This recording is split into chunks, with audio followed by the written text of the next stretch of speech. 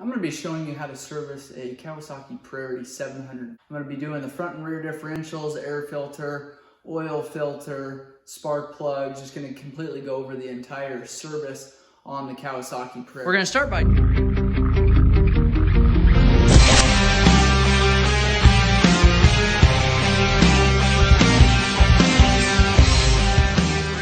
draining the oil on this Kawasaki Prairie. You're going to find the drain plug. It's a 17mm plug directly underneath of your motor here, and you kind of got to feel around. There'll be a handful of holes in your stock skid plate there, and it's gonna, like I said, it's gonna be a 17mm. Unfortunately, with this model, a lot of times you get that. We've got the skid plate on here for the snow plow, but even with the stock skid plate on there, you get oil all over that bottom skid plate. So I like to take and power wash the four-wheeler off after I'm done servicing it. But go ahead and drain that oil. Then I'm going to go around to the right-hand side here, and I'm going to show you where the fill cap is. And it is going to be right here. It's got an identification here. It says 2.05 liters. If you drain your oil filter, more than likely it's going to take about 2.5 quarts, 2.5 liters. To get that to where it needs to be. You've got your dipstick here. This is also where you fill your oil up. So as soon as your oil is completely drained, tighten up that 17mm plug in the bottom, change your oil filter, which is here directly underneath your starter. It's on the front of your motor there. It takes a oil filter there, and then go over here and fill your oil up. Again, I like to put about 2 quarts in, or 2 liters, and I'll start the four-wheeler up, run it for about 2 or 3 minutes. I like to shut it down, let it sit for 30 seconds, and then check that oil. Like I said, it takes about 2.5 quarts to fill that where it needs to be after you change your oil filter too. I suggest, and I never change engine oil without changing that filter.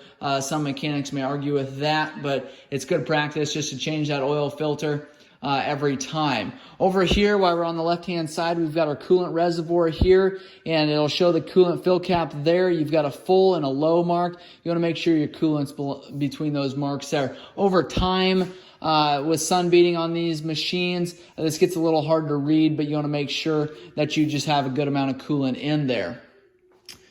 One of your spark plugs in for your front cylinder, since this is a V-twin motor, is going to be on your left-hand side. Right above your exhaust head pipe is your spark plug. That takes I put a NGK, and it's a CR7E spark plug. Obviously, with this being a twin cylinder, you've got one for the rear cylinder too, and I'll show you where that's at here in a little bit. Your front differential here, I like to change this oil every time I service a four-wheeler. You've got your fill cap here. It's a 19mm. And underneath of your skid plate there, it's going to be hard to see, but you've got a 10mm drain bolt underneath that differential there, and it's going to drain right out from underneath of that skid plate.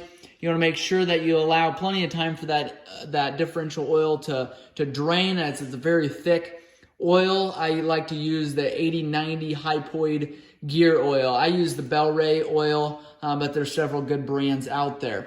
When you go to fill this, what I like to do is get a special funnel or put a hose on the cap of your differential oil bottle there. I like to fill it until it starts coming out of your fill cap there. As soon as it starts coming out the top of there, I put that cap on there, and that's exactly how much oil you need in there. You want to make sure that your funnel, your hose doesn't slip out a little bit, and it look like that differential's filled up to where it needs to be.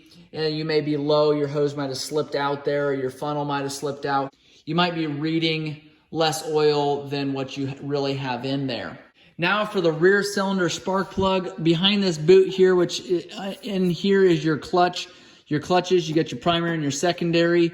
Behind this boot is your rear cylinder spark plug. Same exact spark plug, uses a 5/8 socket to pull that out. And I like to use a thin wall deep socket to get those out of there, because it fits right down in between that cylinder head and that spark plug, and just allows you to get in there a little bit easier. You do have to use, or I use, a swivel in there just to get it out, because you've got a shift linkage running through here as well as your fuel line. So if you use a swivel and a socket here, you can get it out here a little bit more and kind of control that. Your rear differential here takes a wet gear brake oil, and I like to use the Kawasaki brand of oil on this. It's fairly inexpensive, just a good oil. It takes not quite, I would say about 3/4 of a quart. And you've got a 12 millimeter drain plug here on the left-hand side of your differential. And then your fill cap is here. Same thing, when you fill that up to your fill cap there, that's exactly where you need to be.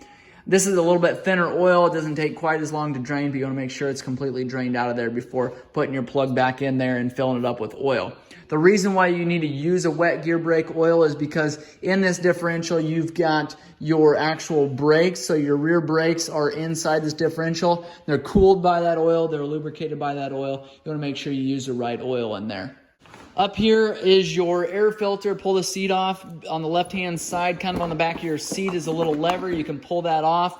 And you don't actually have to do this to get to the air filter. You can get to the air filter without pulling the seat off. But I wanted to show you a couple different components here. Your battery. You've got a lot of your electronics here. Your fuse box here. Your main starter solenoid here with your main fuse.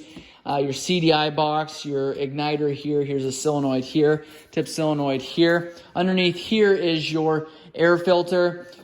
Unscrew this cap here. It's just a half turn or a quarter turn. Able to unscrew that plastic cap there. Lift this up, and underneath here is your air filter. Got 4 snaps here to undo this air filter lid. Snap those off of there. Pull this up. You've got 3 wing nuts here. Pull this off of there. Make sure you clean your air filter with a good air filter oil cleaner, and then wash it out with soap and water. Allow that to dry.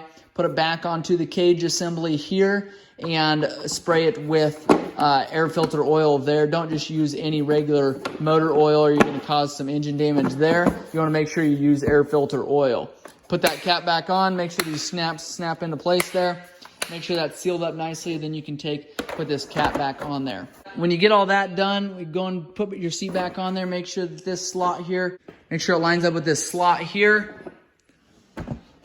Slide that in. And I like to give the back of that seat a quick shove there. All right, that is the service on the Kawasaki Prairie 700. Check out our channel if you want a handful of other videos on this Kawasaki Prairie. If you've got questions or comments, make sure and leave those below. I'd appreciate you subscribing. If this video has been helpful, make sure you give it a thumbs up and share it if you found somebody that might need this video. Thanks for watching.